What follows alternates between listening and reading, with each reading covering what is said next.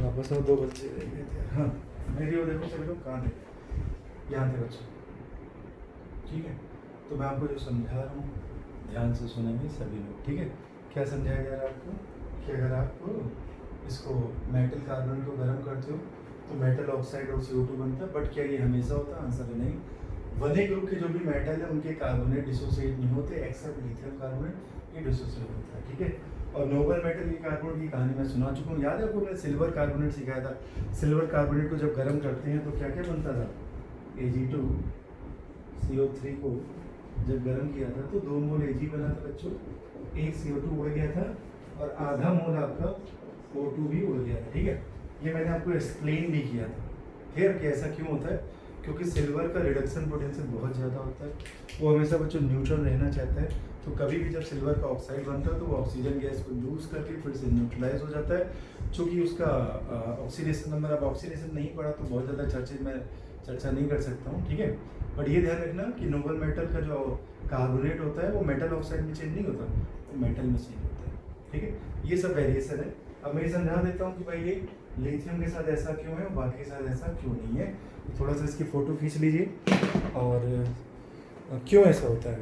जो कि मैंने कहा कि लोग इसे एक्सेप्शन कहते हैं, बट आपके अंदर हिम्मत है, आप एक्सप्लेन कर सकते हैं। आइए देखिए, तो मैं थोड़ा सा इसे एक्सप्लेन करने जा रहा हूँ कि ऐसा क्यों होता है। ठीक है, तो मैं रब कर रहा हूँ बच्चों, पेज नंबर 6 में आ गए।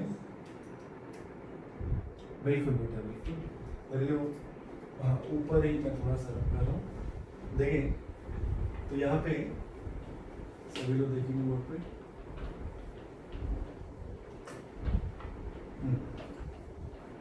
तो यहाँ पे प्यारे बच्चों अपने पास जो है इस रूल को मैं एक्सप्लेन कर देता हूँ, है ना। चलिए, तो मैं आपको ये बताने जा रहा हूँ कि वन ए ग्रुप में है ना, वन ए ग्रुप में कहाँ से चालू करते? हेलिना कब्र से फरार। ठीक है, यहाँ से चालू करते। ठीक है, तो लिथियम को छोड़ के बाकी के सारे बंदे ब्रेक नहीं होते, सिर्फ लिथियम वाला ब्रेक होता है। ठीक है, अब मिस्टर प्रियांशु दास नीचे लगा कर दूँ।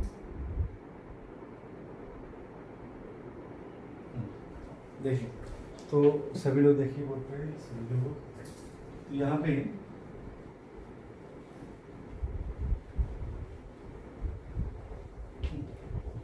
हम सभी लोगों ने फजान रूल नाम सुना, फजान साहब नाम सुना हो, फजान। तो फजान रूल क्या है बच्चों? सबसे पहली चीज क्या होता है कि जैसे इंसान है ना, चीजों को मैं थोड़ा कनेक्ट कर रहा हूँ, कोशिश कर रहा हूँ। इंसान में हमेशा क्या एक ही प्रवृत्ति होती है? देखिए, आप कितना भी अच्छा इंसान हो, कभी कभी उससे भी गलतियाँ हो जाती हैं। ठीक है, तो इन सभी गलतियों को लोगों ने नियमों में कन्वर्ट कर दिया। ठीक है, तो फजान साहब ने ये कहा कि कोई भी कंपाउंड आयनिक 100% नहीं होता। उन्होंने ये भी कहा कि कोई भी कंपाउंड 100% कोवैलेंट नहीं होता। तो आप इसे नेचर के रूल से कन्वर्ट करिए। कोई भी इंसान 100% अच्छा नहीं होता, कोई भी इंसान 100% बुरा नहीं होता। अगर आपने पिक्चरें देखी, मूवियाँ देखी हैं, किताबें पढ़ी हैं, परिस्थितियाँ बच्चों है ना, कंडीशन बताती हैं कि वो कितना अच्छा है और वो कितना बुरा है। ठीक है, तो परिस्थितियाँ अच्छे को बुरा और बुरे को अच्छा बना देती हैं। आइए, तो वैसे मिस्टर फजान साहब ने कहा था, अगर आपको याद हो, फजान रूल आपने पढ़ा था केमिकल बॉडी में, उसके एप्लीकेशन 4-5 जो भी एप्लीकेशन थे। ठीक है, एग्जाम्पल सारे पढ़े आपने, पढ़े भी है। ओके, तो बात बेटा इसकी नहीं कि लास्ट में पढ़ाए, तो लास्ट में ही है, जो चीज़ जहाँ होगी वहीं पढ़ेंगे ना। बोलो महाराज। भाई जो चीज़ जहाँ है वहीं तो पढ़ेंगे ना यार। भाई जैसे छोटा बच्चा है, ए फॉर एप्पल उसे पहले पढ़ाना चाहिए और जेड उसे बाद में पढ़ाना चाहिए, तो वैसे ही वहाँ पे स्कूल में मैडम लोग पढ़ाते हैं। तो कंपटीशन में बच्चों फजान रूल तभी आता है जब तुम्हें कोवलेंट की जानकारी होगी, आयनिक की जानकारी होगी, तुम्हें कोऑर्डिनेट बॉन्ड की जानकारी होगी। ठीक है, तब तो तुम्हें ये सब पढ़ाया जाएगा। ठीक है, खैर, तो वहाँ पे आपको पढ़ाया गया कि कोई भी कंपाउंड 100% कोवलेंट नहीं है, कोई भी कंपाउंड 100% आयनिक नहीं है। ये डिपेंड करता है कि उनका साइज कैसा है। तो कैटायन के लिए क्या चलता था? पोलराइजिंग पावर, शायद याद हो। एनायन के लिए क्या चलता था? पोलराइजेबिलिटी। क्लियर? पोलराइजिंग पावर किसकी ज़्यादा होती थी? जिसका साइज छोटा होता था। क्यों? साइज छोटा होता था, न्यूक्लियस बेटा ज़्यादा क्लोज है इलेक्ट्रॉन क्लाउड के, तो वो क्या करता था, जेड इफेक्टिव से इफेक्टिव न्यूक्लियस चार्ज से पड़ोसी के भी इलेक्ट्रॉन को अपनी ओर खींचता था, जिससे वहाँ पे डिस्टॉर्शन आता था, इलेक्ट्रॉन क्लाउड बीच में आने लगता था। किसके बीच में आने लगता था? दोनों न्यूक्लियस के। और इलेक्ट्रॉन क्लाउड जब बीच में आने लगता है तो आपने क्या पढ़ा है? आपने पढ़ा है head to head overlapping. Head to head overlapping से क्या बनते थे? कोवेलेंट बॉन्ड बनते थे। But head to head overlapping में after overlapping electron density center पे आ जाती थी। तो यहाँ भी वैसे ही होता है, जो कैटायन होता है साइज में छोटा होता है, उसका जेड डोमिनेटिंग होता है, वो अपने जेड के थ्रू पड़ोसी जो एनायन होता है जिसका साइज बड़ा होता है, उसके न्यूक्लियस के इलेक्ट्रॉन उसके न्यूक्लियस अपने इलेक्ट्रॉनों पे ध्यान दे नहीं रहा होता है, तो कैटायन क्या करता है? उसके इलेक्ट्रॉनों को अपनी ओर खींचता है, जिससे उसका साइज सर्कुलर ना होकर डिस्टॉर्ट हो जाता है, इलेक्ट्रॉन डेंसिटी बीच में आ जाती है, जिससे एक आयनिक कंपाउंड में भी कैसा नेचर आ जाता था? Covalent nature. This is Fajans rule. ठीक है, मैंने एक भी फोटो नहीं बनाई, लेकिन मैंने कोशिश करी कि आपके समझ में आ गया होगा। ठीक है, तो वहां पे हम लोग क्या करते थे?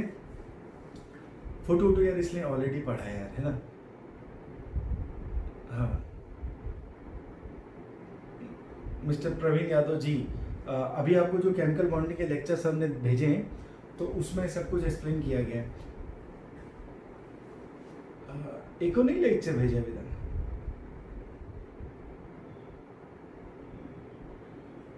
तो काहे के भेजे?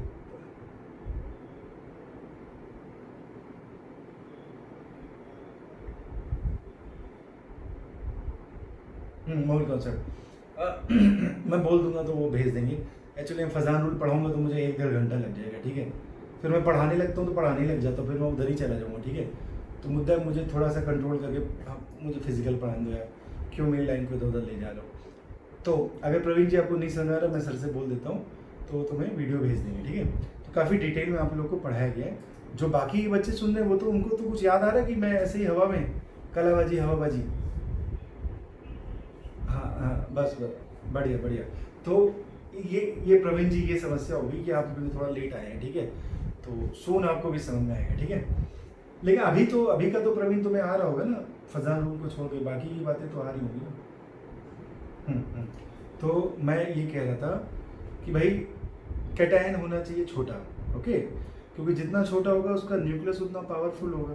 समझ वाली बात? एनायन होना चाहिए बड़ा, जितना बड़ा होगा समझना, तो उसका इलेक्ट्रॉन को होल्ड कम होगा, होल्ड कम होगा तो पड़ोसी खींच लेगा, तभी तो इलेक्ट्रॉन एनर्जी बीच में आएगी।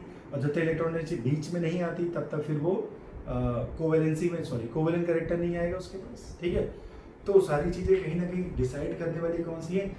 अगर कैटायनिक पार्ट है बच्चों तो छोटा से छोटा होना चाहिए, और एनायनिक पार्ट है तो बड़ा से बड़ा होना चाहिए, या फिर उसका इलेक्ट्रॉन पे होल्ड नहीं होना चाहिए। समझना, ऐसा नहीं है मान लीजिए एक एनायन है और सब जगह वही एनायन दिया हुआ है, तो फिर आप कैसे कंपेयर करोगे बे? तो आंसर है साइज तो फिर कांस्टेंट हो गया ना। अगर कार्बोनेट है तो सबके साथ कार्बोनेट है, तो फिर साइज क्या बच्चों? कांस्टेंट है। तो जब साइज सेम होता है तो फिर क्या कंपेयर करते हैं? इलेक्ट्रॉन पे होल्ड। इलेक्ट्रॉन पे होल्ड जितनी कम होती है उसकी पोलराइजेबिलिटी उतनी ज़्यादा होती है। पोलराइजेबिलिटी मतलब कैटायन उससे जल्दी से खींच लेगा। ठीक है, तो अपने पास बंदा कौन कौन सा है? एक तो लिथियम है, बाकी ये सारे बंदे। अच्छा बताओ, लिथियम कैटायन सबसे छोटा होगा कि बाकी सब इससे बड़े होंगे? ठीक है, ओके ना?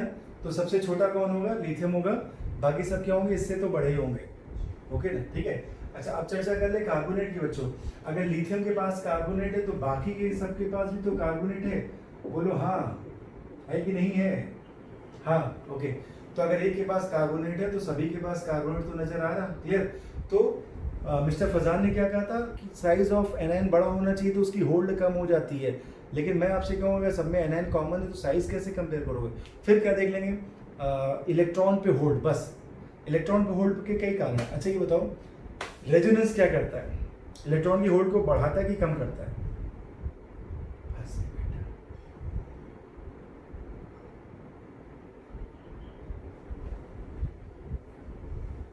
रेजोनेंस क्या करता है? इलेक्ट्रॉन की होल्ड को बढ़ाता है कि घटाता है? बोलो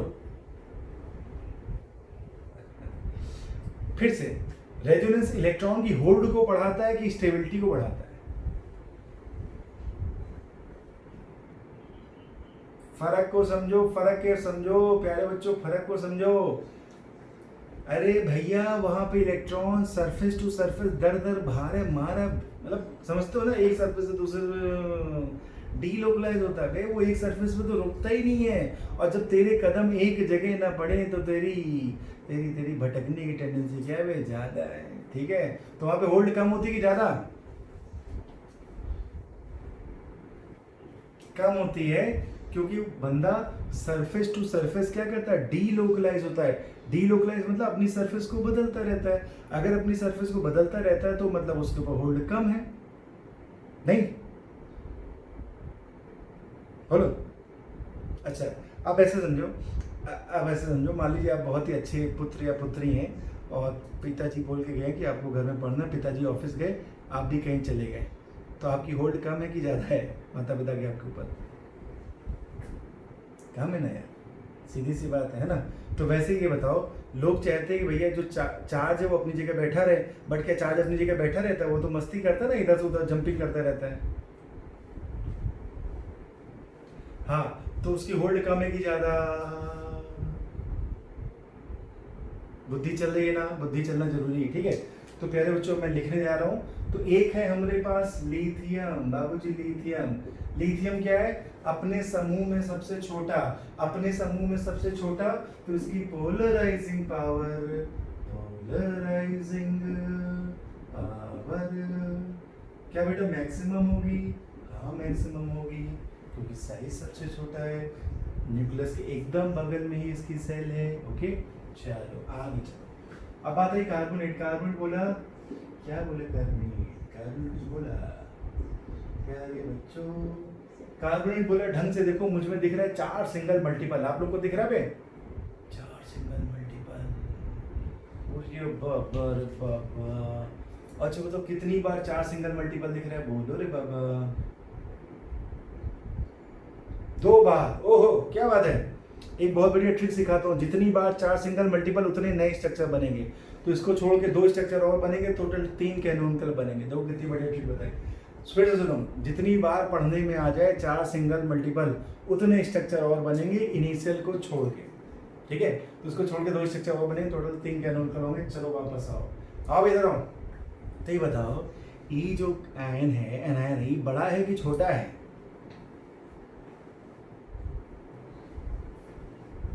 ये एनायन बड़ा है कि छोटा है कि छुटकू है रे बाबू? बोलो। ये एनायन छोटा है गधे, ओ गधो। अच्छा तो एनायन तुम क्या पढ़ रहे हो? ऑक्सीजन को एनायन पढ़ रहे हो कि कार्बोनेट को एनायन पढ़ रहे हो?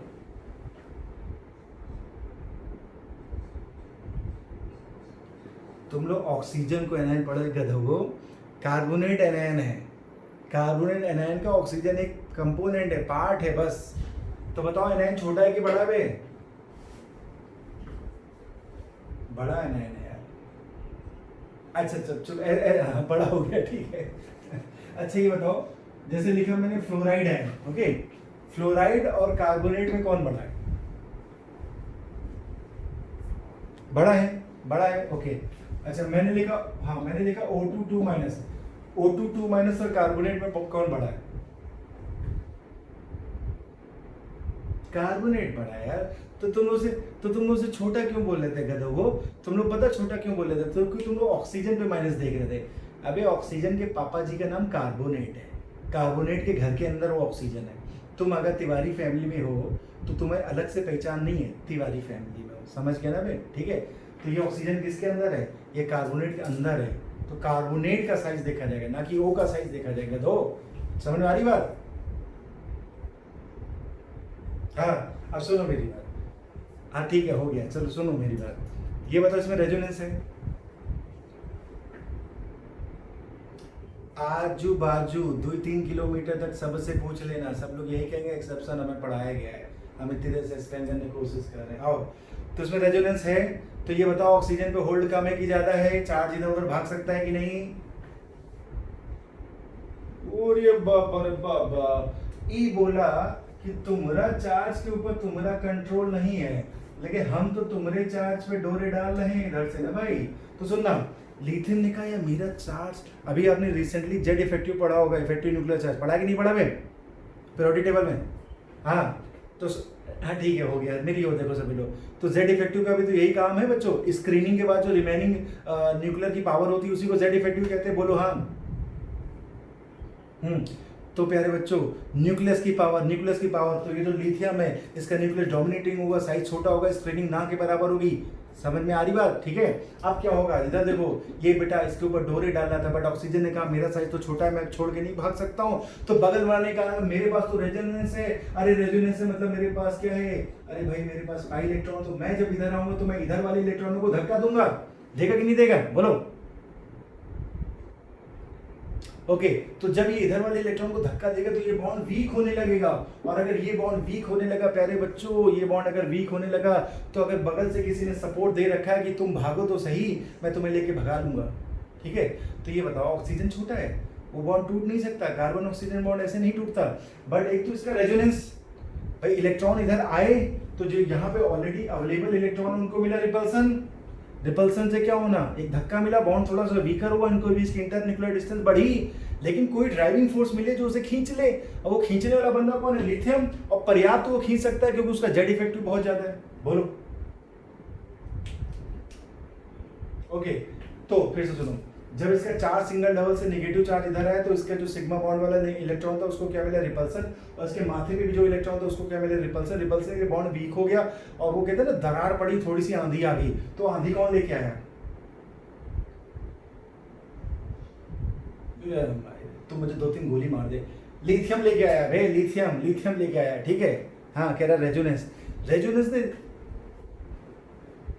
रेजोनेंस ने दरार डाली, अरे चुप रहे यार, रेजोनेंस ने दरार डाली, सिर्फ धक्का देने का काम करा, बॉन्ड को खींच तोड़ने का पूरी तरह से काम कौन करेगा, लिथियम करेगा रे, ठीक है। तो लिथियम क्या कर रहा था, पहले से ही इसके इलेक्ट्रॉन क्लाउड को अपनी ओर खींच रहा था, बट उसको एक मौका चाहिए था, क्योंकि ऑक्सीजन का साइज होता है छोटा, वो जल्दी बॉन्ड को नहीं तोड़ सकता था, तो यहाँ से जैसे उसको धक्का मिला, समझ ना मेरी बात, जैसे मान लीजिए मेरा हाथ कोई पकड़ के उधर से खींच रहा है, ठीक है, इधर से कोई मुझे बाहुबली एकदम से धकेल दे तो मैं उधर गिर जाऊंगा ना, गिरूंगा नहीं गिरूंगा, बोलो। तो ऑलरेडी देखो लिथियम क्या कर रहा था, ऑक्सीजन के क्लाउड को जेड इफेक्टिव से खींच रहा था, ओके, लेकिन ऑक्सीजन इज बेबी एटम, ऐसे नहीं आ रहा था, इसने कहा अभी लोग मैं रेजोनेंस देता हूँ, ठीक है। तो इसी बहाने जैसे ही रेजोनेंस मिला, क्या लिथियम मिल गया इसके पास, तो लिथियम को मिला ऑक्सीजन, और वहां कौन सी गैस आ गई बच्चों, CO2 गैस, कौन सी गैस आ गई वहां पे, देखो CO2 गैस, सब ओके है, ठीक है भाई, ओके। तो कोई बोले एक्सेप्शन है तो बोलना नहीं भैया ये फजान रूल है, ये एक्सेप्शन नहीं है, तोहका नहीं आता मतलब तोहका केमिस्ट्री नहीं आती, ठीक है। तुम बताना कि बाकी सबका साइज क्या होता है, बड़ा होता है उनका जेड इफेक्टिव, अबे सुबह में तो बताना कि बाकी सबका साइज बड़ा होता है, उनका जेड इफेक्टिव कम होता है, उनकी पोलराइजिंग पावर कम होती है, ऑक्सीजन का रिलेटिवली साइज छोटा होता है जिसकी वजह से उसकी पोलराइजेबिलिटी कम होती है। अगर यहाँ पे रेजोनेंस ना होता तो यहाँ पे आपका फजान रूल भी नहीं लग पाता, ठीक है। ध्यान रखना बच्चों, एक दिन ये सब चीजें याद आएंगी, ठीक है, ओके, नोट कर लो, फिर हम लोग न्यूमेरिकल पे आते हैं, ठीक है।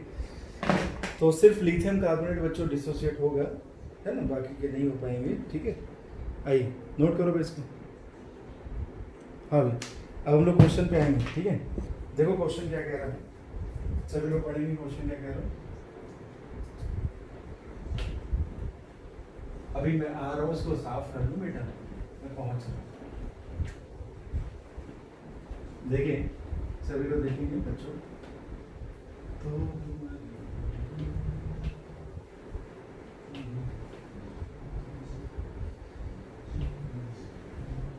हाँ भाई देखिए जल्दी से देख लें, क्योंकि कुछ टाइमिंग मुझे डिसाइड करनी है, थर्सडे वाले में अपने मुक्तेश भाई की टाइमिंग फंस रही है, और इसलिए थर्सडे को नहीं कर पाएंगे हम लोग,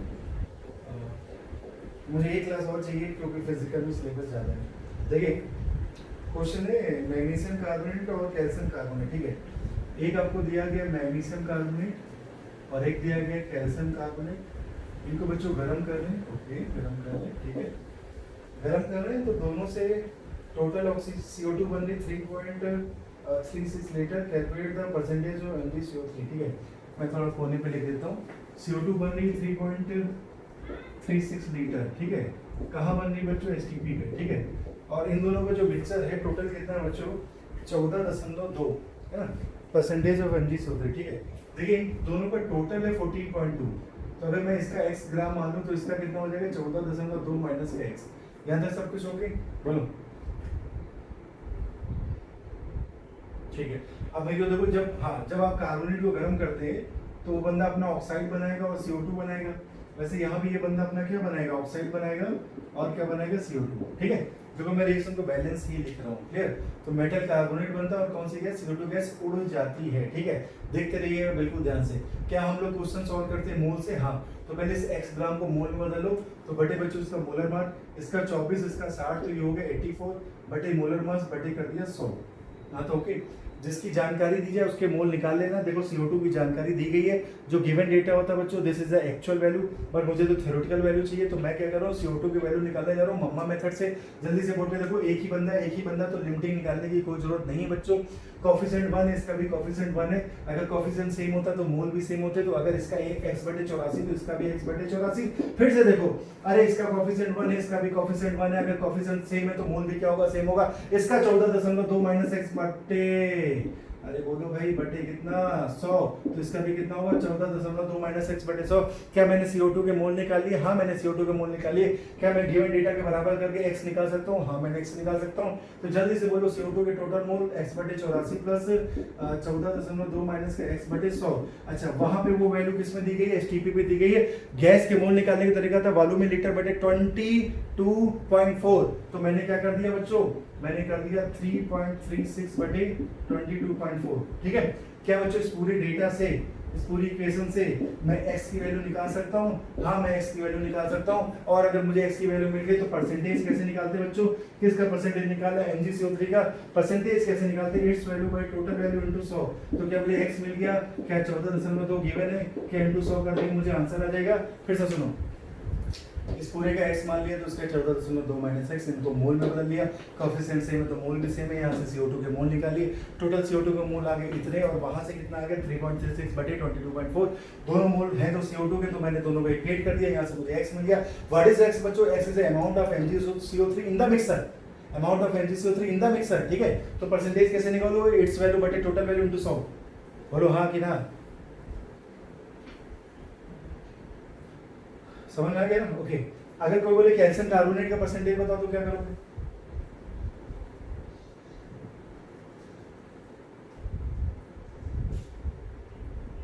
सौ से माइनस, जो भी परसेंटेज आए, हाँ जो भी परसेंटेज आए उसे 100 से माइनस कर देना। ठीक है, ओके। नोट किया जाए जल्दी से, सभी लोग नोट करें। हाँ नोट कर लीजिए।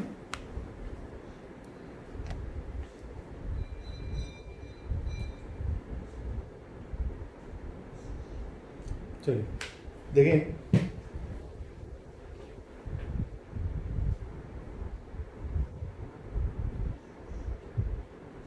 हो गया। इसके बाद वाला पढ़ो जल्दी से अभी।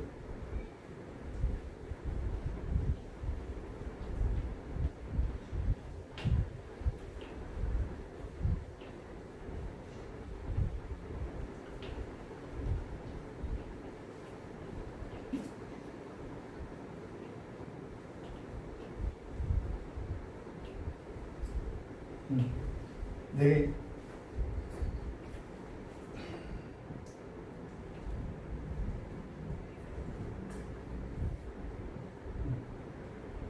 अगला क्वेश्चन क्या कह रहा है, देखिए दो बंदे हैं, एक सोडियम कार्बोनेट है और एक सोडियम बाइकार्बोनेट है। ठीक है, एक कंटेनर में दो बंदे हैं, एक सोडियम कार्बोनेट है और एक सोडियम बाइकार्बोनेट है। ठीक है, ओके। दोनों को गर्म कर रहे हैं बच्चों, CO2 गैस मिल रही है, गर्म करने पे CO2 गैस मिल रही है। ठीक है, देखेंगे सभी लोग कितना लिया गया है, 2 ग्राम। इस पूरे मिक्सर को 2 ग्राम लिया गया है, 2 ग्राम। ठीक है, CO2 मिल गया बच्चों 0.44 ग्राम। ठीक है, क्या कह रहा है आपसे, आपसे कह रहा है calculate the percentage of sodium carbonate. ठीक है, सभी लोग बोर्ड पे देखिए, आपसे परसेंटेज ऑफ सोडियम कार्बोनेट पूछा है। तो सोडियम कार्बोनेट का मुझे वजन चाहिए, क्योंकि टोटल वजन तो दिया गया 2 ग्राम, इनको मुझे कर देना 100। लेकिन कम से कम सोडियम कार्बोनेट का वजन तो बताओ, मुझे नहीं पता, चलो पता कर लेते हैं। ठीक है, मेरी ओर देखिए सभी लोग, सपोज उसका वजन कितना मान लिया मैंने इसका वजन x ग्राम, अगर इसका x तो इसका कितना हो जाएगा 2 माइनस एक्स, ठीक है। देखो अभी मैंने आपको बताया था जब भी गर्म करते हैं तो लिथियम कार्बोनेट को छोड़ के बाकी का कोई भी कार्बोनेट 1A का ब्रेक नहीं होता। तो आप गौर से देखिए सोडियम कार्बोनेट कहाँ पे आता है बच्चों 1A में। तो जब आपने ये गर्म करा तो ये CO2 गैस कहाँ से आई है, सोडियम बाइकार्बोनेट से आई है कि सोडियम कार्बोनेट से नहीं आई है, बोलो एक ही बात है। तो मैं इसे तो पहले काट देता हूँ, ये रिएक्शन में पार्टिसिपेट नहीं कर रहा, ये निठल्ला है, ये वैसा ही पड़ा रहेगा। तो पार्टिसिपेट कौन कर रहा है बच्चों, सोडियम बाइकार्बोनेट, ठीक है। तो सोडियम बाइकार्बोनेट मैंने लिखा है ना, और कितने मोल सॉरी कितना ग्राम है, x ग्राम है। इसको जब आपने गर्म करा तो CO2 गैस बनी, क्लियर, देख लीजिए अच्छे से। साथ में क्या बना होगा Na2CO3 और पानी, है ना, और पानी H2, ठीक है। 3 4 5 6 2 3 6, ठीक है, बैलेंस दिख रहा है बच्चों, ठीक है।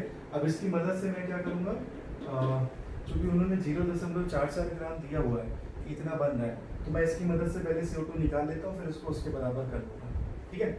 या फिर इससे इसको निकाल के बराबर, इसी से निकाल लेते कोई दिक्कत नहीं, ठीक है। देखो ये 2 है बच्चों, ये 1 है, तो पहले इसके मोल निकाल लो। तो 1/2 गुणे x, है ना, तो इसके मोल कितने आ गए x/2। किसके मोल आ गए बच्चों, CO2 के। यहाँ से इसके मोल निकालो, उसके बराबर कर दो, तो x/2 इसका मोल कैसे निकालते हैं, वेट बटे मोलर मास 44। तो ये आ गया 0.01, ठीक है। ये कितना आ गया 0.01, ओके। अब x² कितना आ गया, तो यहाँ से x² आ गया आपका 0.02, ठीक है। व्हाट इज x बच्चों, x आपका सोडियम बाइकार्बोनेट का वेट है। अगर सोडियम बाइकार्बोनेट का वेट आ गया 0.02, तो सोडियम कार्बोनेट का कितना आ गया 2 - 0.02, है ना। 2 - 0.02, तो ये आ जाएगा आपका कितना 1 कितना 9 है, क्या हो गया बोलो।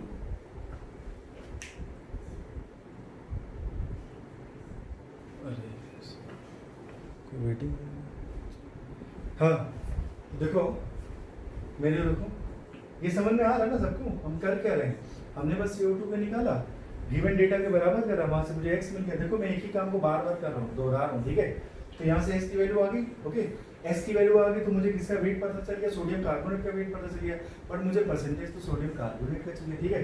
तो बाइकार्बोनेट का अगर 0.02, तो इसका कितना माइनस कर दो, तो 1.98, है ना, ये आ गया 1.98। तो परसेंटेज कितना आ गया 1.98/2 × 100, 1.98/2 × 100, this is your answer, clear. तो इसको नोट कर लेते हैं हम लोग, एक क्वेश्चन आप लोग ट्राई करना। और अब मुझे एक क्लास की बात करनी, तो मैं 2-4 मिनट आपका लूँगा, ठीक है। और फाइनल बात, क्योंकि शायद थर्सडे वाली बात ओके नहीं हो पाई है ना, तो मैं थोड़ा 5 मिनट लेता हूँ आपका। चलिए, तो ये आपका परसेंटेज लगभग मैंने आपको करा दिया, क्लियर। हाँ, तो मेरे पास एक दिन ऐसा है, देखो 2 फिजिकल की क्लास हो रही है अभी हम लोग की, एक ट्यूसडे आज और एक शायद सैटरडे होगा ना। तो mister Bodke, are you listening me, आप लाइन पे हैं क्या, हैं, हाँ। तो मिस्टर मुक्तेश जी, तो क्या हम लोग फ्राइडे को शाम को लगा दें, रात को,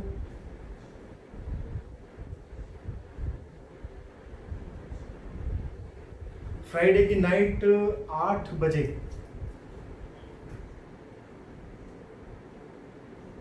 है ना। तुम्हारी क्लास कितने बजे तक ओवर हो जाती है, कौन बोला मेरे से ऐसे, नहीं कौन बोला ये है, मैं तो लिखा, ठीक है। नहीं बेटिया ऐसा ना को, बहुत मुश्किल से मुझे ये क्लास मिली है, तुम लोग मेरा दिल तोड़े दे रही हो। हाँ अच्छा बोलो, कितने बजे तुम लोग की क्लास होती है यार, 8 ही बजे से होती है क्या,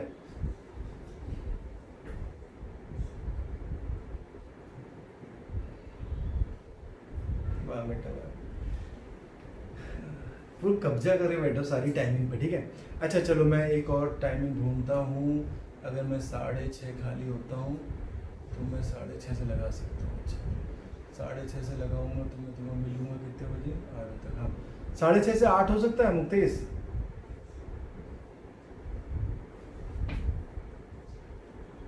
तुम्हारी कितने बजे खत्म हो जाती फ्राइडे को,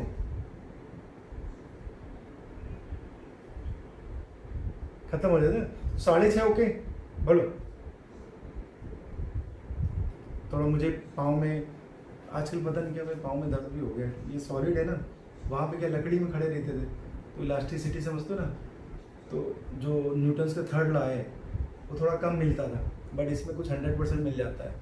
तो लगातार सॉलिड में खड़े रहो तो भी पाँव बड़े दर्द होने लगते हैं। हाँ तो मुद्दा ये है कि अपन फिर 6:30 करते हैं, इसमें किसी को दिक्कत? तो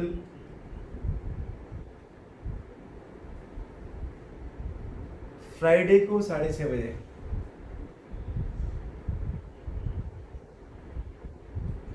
किसकी रहती है? बोल कौन रहा है पीछे से चुपके चुपके? रियान अहमद बोल रहा है। हाँ रियान ने बोलो भाई, क्या बोलो, क्या बोलो, बोलो बोलो बोलो, हम सुन रहे हैं। कितने बजे खत्म होती क्लास?